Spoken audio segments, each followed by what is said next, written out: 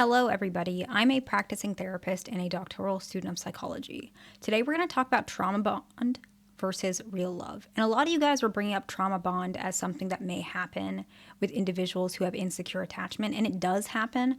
But trauma bond is actually, it's not the same as a dynamic of avoidant and attached anxious relationships. And we're going to talk about it. So trauma bond is typically characterized by a constant fear and relief cycle.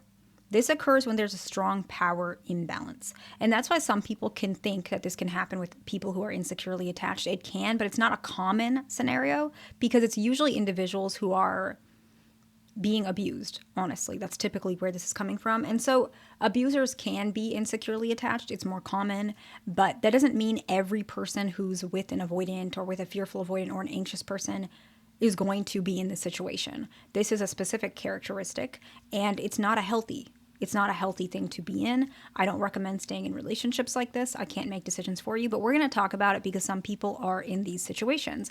Unlike healthy emotional connections, which involve consistency, trust, mutual respect, trauma bonds are actually built on power and this turbulent cycle of abuse and affection. So it's like a negative perspective and then affection. So that's where the cycle is coming from. That's where that fear relief cycle is occurring. This is not the same as like a push-pull dynamic of avoidant and anxious.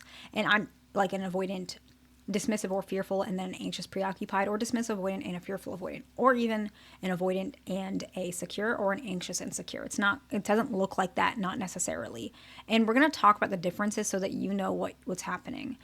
A trauma bond is typically formed by the inconsistency of emotions, attention, validation, and safety. And this is to an extreme level. Why not we give an example so that you can understand what I'm trying to illustrate? An example will be 1 week your partner calls you, let's say, beautiful, helpful, they appreciate you, but the next week that you're cursed at. You're told you will never be loved and you're humiliated. This is that flip-flop, that fear relief cycle. How can you tell if it's a trauma bond versus attachment issues and love? There can be an overlap, but there's an overlap between these issues with the fear and relief cycle. However, it's fundamentally different. When you're trauma bonded, emotional well-being and worth is often tied to the treatment you receive and response of a significant other. This is why it's tricky, because people who are anxiously attached and even fearful avoidant, they feel like this even with an avoidant, but the avoidant is not doing it. I'm not saying they're not creating issues, but they're not withholding your well-being. You might feel like that, but they're not necessarily doing it.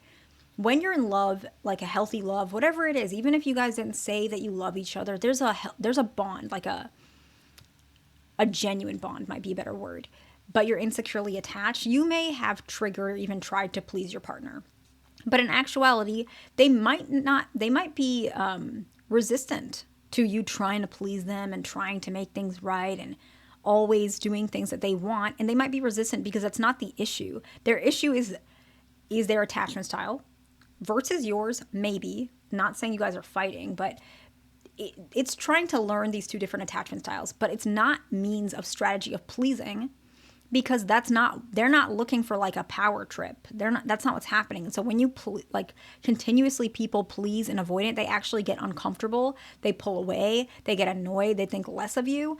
But it's not because they're abusing you. It's because that's not a trauma bond. When a person is traumatically bonded, these strategies actually can work. And this part that's really tricky is people, especially fearful avoidance, you had to do this with your parents. And so you might think that a relationship, you have to continuously do this. So it might feel a little bit like a trauma bond on your side, but it's actually not. This comes from childhood neglect and abuse. And so why don't we talk about the signs of a trauma bond so that you can kind of figure out where you're at. These, how would I even describe it? You might overlap with some of these based on your attachment style, but try to think, is this actually what's happening or is it what you're perceiving? And that's why it's tricky. And we'll talk about that more because some of these you'll see even if you think this way in your mind that this is what's happening, you'll start seeing it might not actually be. So let's talk about it. The first one is that emotional roller coaster. You may swing between intense feelings of love and deep anxiety or fear. Now, this can happen depending on your attachment style and your partner's attachment style, but usually the fear is intense.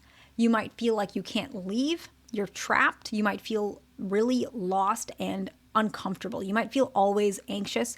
You might have trouble sleeping. You might have trouble functioning. And it's intense, very intense. And the love is also so intense. You guys think you are soulmates. You think you're, together forever. And there's also a lot of negative words. You guys might abuse each other if it's a trauma bond. You might say things that you wouldn't say in a healthy relationship. The next one is that fear relief cycle.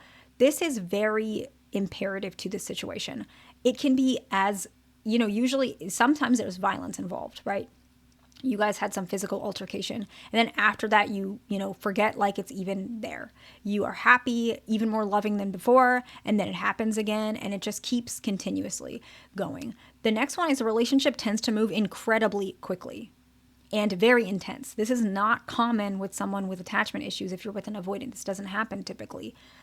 Maybe with fearful avoidance, but like I had mentioned, the attachment style can be there, but that's not the main issue with a trauma bond. You can have two people who are insecurely attached who don't have this trauma bond, and the trauma bond is typically, like I'd mentioned, that imbalance of power. Typically it's common with abusive relationships. That's actually where that research comes from, okay? And that's the point of it. It's not really about insecure attachment, but it can overlap, which is why we're talking about it here, okay? The next one is feeling powerless. You often feel trapped, like we were talking about. You can't leave. Even when you're unhappy, you feel like this cannot be the case. There's a lot of coercion. There's a lot of force. There's a lot of discomfort. Your worth is tied to them. Your mood or your value is dependent on their approval. You feel like you two are against the world, like a very isolated mentality. It's very extreme, where you feel like it's just you two, nobody else, and you don't talk to your friends much, family, and you guys maybe live together.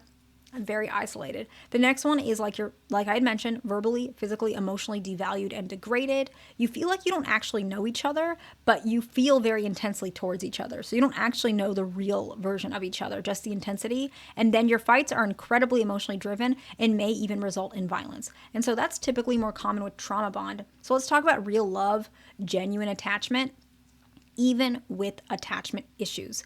Healthy love typically has these qualities. You tend to have clash with compromise, so you have to learn how to compromise, to get on the same page and take turns. Not where one person is incredibly reactive and the other person is cowering with fear.